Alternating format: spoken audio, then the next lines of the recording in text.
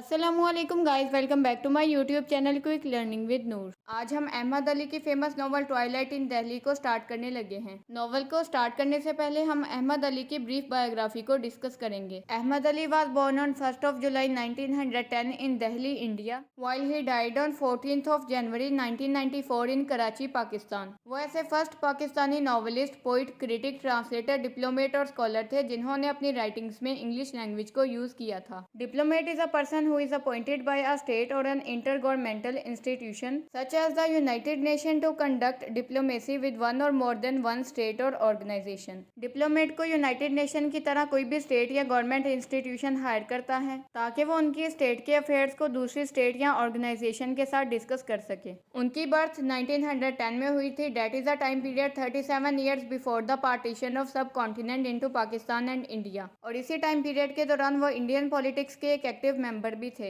इस नॉवल में सब कॉन्टिनेंट की हिस्ट्री को भी डिस्कस किया जाता है। ये उस टाइम पीरियड की बात है जब सब कॉन्टिनेंट पर ब्रिटिश ने आकर हमला किया था और अर्ली 20th सेंचुरी में सब कॉन्टिनेंट में आकर अपनी कॉलोनीज बनाने की कोशिश की थी। कॉलोनियलिज्म इज द कंट्रोल और governing influence of a nation over a dependent country और पीपल, यानी कि किसी भी डिपेंडेंट कंट्री के लोगों पर अपना कंट्रोल कायम करना या उन पर अपना इन्फ्लुएंस छोड़ देना कॉलोनियलिज्म कहलाता है। अहमद अली ऐसे पाकिस्तानी राइटर थे जिनके नॉवेल्स और शॉर्ट स्टोरीज में इस्लामिक कल्चर और ट्रेडिशन को प्रेजेंट किया जाता है, जिस टाइम पीरियड में वो अपनी जिंदगी हिंदू डोमिनेटेड इंडिया में गुजार रहे थे। सब कॉन्टिनेंट में हिंदुओं की तादाद मुसलमानों से कई गुना ज्यादा थी और इसी वजह से वो मुसलमानों पर डोमिनेट होना चाहते थे। मगर मुसलमानों के लीडर कायद-ए-आज़म मोहम्मद अली जिन्ना ने मुस्लिम्स के रिलीजन और ट्रेडिशंस को प्रिजर्व करने के लिए पाकिस्तान को फॉर्म किया, जिसमें वो अपनी रिलीजियस प्रैक्टिसेस, कल्चर और ट्रेडिशंस को इजीली फॉलो कर सकते थे। अहमद अली को मॉडर्न उर्दू शॉर्ट स्टोरी के पायोनियर भी कंसीडर किया जाता है क्योंकि उन्होंने मॉडर्न पाकिस्तानी लिटरेचर में उर्दू शॉर्ट स्टोरी को इंट्रोड्यूस करवाया था। अब हम उनकी शॉर्ट स्टोरीज के फेमस कलेक्शंस को डिस्कस करेंगे, जिसमें 1932 में पब्लिश होने वाली उर्दू शॉर्ट स्टोरी अंगारे शामिल है, जिसे एम्बर्स की फॉर्म में इंग्लिश लैंग्वेज में भी ट्रांसलेट किया गया था। द सेकंड वन इज हमारी गली, जिसे आवर लेन में ट्रांसलेट किया गया था और 1940 में पब्लिश करवाया गया था। द थर्ड वन इज कैद खाना, जिसे द प्रिजन हाउस में ट्रांसलेट किया गया था और 1942 में पब्लिश करवाया गया था। And the last one is मौत से पहले, जिसे बिफोर डेथ में ट्रांसलेट करके 1945 में पब्लिश करवाया गया था। अहमद अली को मॉडर्न पाकिस्तानी लिटरेचर के फादर का टाइटल भी दिया जाता है। अहमद अली की बायोग्राफी और उनकी लाइफ के कुछ मेजर फैक्ट्स को डिस्कस करने के बाद अब हम अपने नॉवल ट्वाइलाइट इन दिल्ली को स्टार्ट करेंगे। सबसे पहले हम इस नॉवल के की फैक्ट्स को डिस्कस करेंगे। ट्वाइलाइट इन दिल्ली अहमद अली का फर्स्ट नॉवल है, जिसे 1940 में पब्लिश करवाया गया था। और जैसा कि हम ऑलरेडी डिस्कस कर चुके हैं कि अहमद अली ने इस नॉवल को इंग्लिश लैंग्वेज में लिखा था और बाद में इस नॉवल की कंप्लीट अंडरस्टैंडिंग डेवलप करने के लिए इसे उर्दू लैंग्वेज में भी ट्रांसलेट किया गया था। अगर इस नॉवल के योनर को डिस्कस किया जाए तो ये एक साइकोलॉजिकल नॉवल है, जिसे हम आगे डिटेल से डिस्कस करेंगे।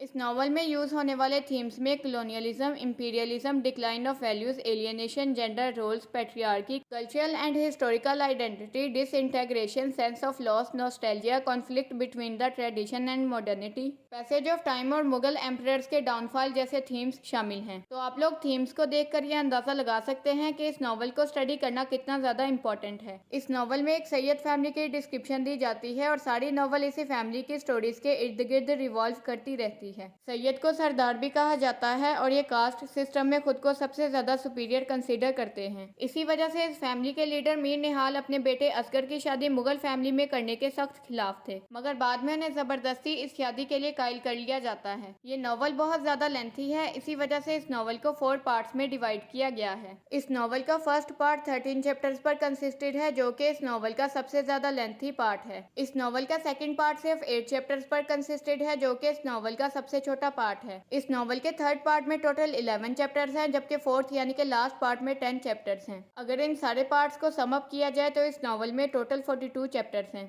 अहमद अली के लिखे गए नॉवल ट्वाइलाइट इन दिल्ली को बिल्किस जहां ने उर्दू लैंग्वेज में ट्रांसलेट किया था, जो कि अहमद अली की वाइफ थी, और इस नॉवल को उर्दू में ट्रांसलेट करते हुए उन्होंने इस नॉवल का टाइटल दिल्ली की शाम रखा। The novel twilight in Delhi is full of symbolism, हत्ता कि इस नॉवल में यूज होने वाले कैरेक्टर्स को भी सिंबल्स के तौर पर यूज किया गया है। अब हम इस नॉवल के टाइटल ट्वाइलाइट इन दिल्ली की सिग्निफिकेंस को डिस्कस करेंगे। First of all we will learn what is the meaning of twilight. Twilight refers to the time of the day after sunset or the light from the sky between full night and sunrise or between sunset and full night। यानी कि Twilight दिन के उस वक्त को कहते हैं जब सूरज तलू होने वाला होता है या गुरूब गरूब हो चुका होता है। सूरज के तलू होने से पहले या गरूब होने के बाद जो रोशनी आसमान में दिखाई देती है उसी रोशनी को ट्वाइलाइट कहा जाता है, जिसको आप स्क्रीन पर नजर आने वाली पिक्चर के थ्रू इजीली अंडरस्टैंड कर सकते हैं। ट्वाइलाइट को डॉन यानी कि सुबह सवेरे होने से थोड़ी देर पहले ही आसमान में ऑब्जर्व किया जा सकता है, मगर इस नॉवल में वर्ड ट्वाइलाइट को एक सजेशन के तौर पर यूज किया गया है, जो पेसिमिज्म को हाईलाइट करते हुए ये बताता है कि हर तरफ तारीकी छा चुकी है। ट्वाइलाइट दिल्ली में रहने वाले लोगों की जिंदगी में आने वाले जवाल को रिप्रेजेंट करता है, क्योंकि इस नॉवल को तब लिखा गया था जब दिल्ली अपने जवाल के आखिरी दहाने पर खड़ा था। मगर इसके साथ साथ एक ऑप्टिमिज्म यानी कि होप भी दी जाती है कि दिन की रोशनी जल्द ही निकलने वाली है, यानी कि जल्द ही हालात पहले की तरह ठीक हो जाएंगे। ट्वाइलाइट को इस नॉवल में दिल्ली के जवाल के लिए सिंबल के तौर पर यूज किया गया है। इस नॉवल में ट्वाइलाइट के थ्रू पेसिमिज्म और ऑप्टिमिज्म दोनों के मीनिंग्स को प्रेजेंट किया गया है। ट्वाइलाइट मौजूदा वक्त की बदहाली को लेकर आने वाले वक्त की खुशहाली को भी इंडिकेट करता है। अहमद अली दिल्ली के मौजूदा हालात को देखते हुए भी आने वाले वक्त में अच्छे हालात की उम्मीद रखता है।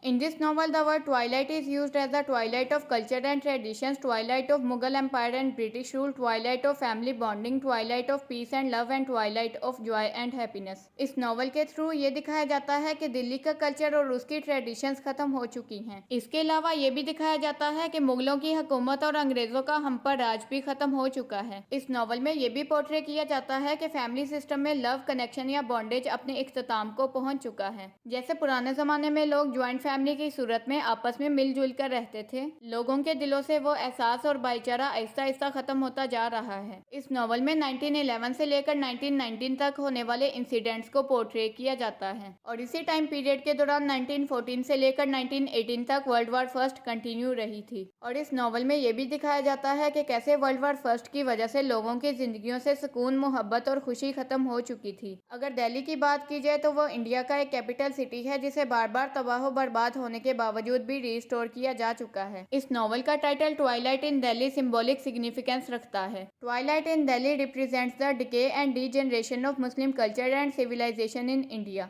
टाइटल ट्वाइलाइट इन दिल्ली के थ्रू ये प्रेजेंट किया जाता है कि इंडिया में रहने वाले मुस्लिम्स के कल्चर और सिविलाइजेशन खत्म हो चुके हैं। मुस्लिम्स अपनी सारी ट्रेडिशंस को डिके या डीजनरेट कर रहे हैं और टाइम गुजरने के साथ साथ उनका ओल्ड कल्चर न्यू कल्चर के साथ रिप्लेस हो रहा है। दिल्ली में हमेशा से मुगलों की हुकूमत थी, मगर इस नॉवल के टाइटल ट्वाइलाइट इन दिल्ली को मुगलों की हुकूमत के डाउनफॉल के लिए सिंबल के तौर पर यूज किया गया है। इट सिंपली मीन्स कि दिल्ली से मुगलों की हुकूमत आहिस्ता आहिस्ता खत्म होती जा रही है। इस तरह ये टाइटल नॉवल के मेजर थीम को भी हाईलाइट करता है। इस नॉवल में मुस्लिम सोसाइटी के हिस्टोरिकल बैकग्राउंड पर भी फोकस किया जाता है। इस नॉवल में इंडिया में रहने वाले मुस्लिम्स के ट्रेडिशंस और कल्चर जैसा कि कबूतर और पतंगों को उड़ाना और उनके रिलीजियस फेस्टिवल जैसा कि रमजान और ईद उल फितर को भी डिस्क्राइब किया जाता है। इसके अलावा इंडिया की कैपिटल सिटी दिल्ली की रियलिस्टिक पिक्चर को भी रीडर्स के सामने प्रेजेंट किया जाता है और इसके अलावा मुस्लिम्स के सब कॉन्टिनेंट में रहने के स्टाइल ऑफ लिविंग को भी प्रेजेंट किया जाता है। इस नॉवल में सब कॉन्टिनेंट की हिस्ट्री को भी डिस्कस किया जाता है, जब ब्रिटिश आकर उन पर हमला करते हैं और दिल्ली पर कब्जा करने की कोशिश करते हैं, मगर वो अपने इस मकसद में नाकाम हो जाते हैं और सब कॉन्टिनेंट से उनकी हुकूमत भी आहिस्ता आहिस्ता खत्म हो जाती है। So that's all for today's lecture. Thank you so much for watching this video. अगर वीडियो आपके लिए इन्फॉर्मेटिव थी तो वीडियो को लाइक शेयर करके एक अच्छा सा कमेंट भी कर दें। अगर आपने अभी तक चैनल को सब्सक्राइब नहीं किया तो इसी तरह की इन्फॉर्मेटिव वीडियो लेक्चर्स के लिए चैनल को सब्सक्राइब करके बेल आइकन को प्रेस कर दें। एक्स्ट्रा इन्फॉर्मेशन के लिए आप मेरी फेसबुक आईडी को भी फॉलो कर सकते हैं। न्यू टॉपिक्स की सजेशन भी आप नीचे कमेंट सेक्शन या कम्युनिटी टैब में दे सकते हैं। तो अपना बहुत ज़्यादा ख्याल रखिएगा, मुझे अपनी दुआओं में याद रखिएगा। इंशाल्लाह we will meet in the upcoming video lecture. Take great care of yourself and your family. अल्लाह ताला आप सबका हामी नासिर हो। अल्लाह हाफिज़।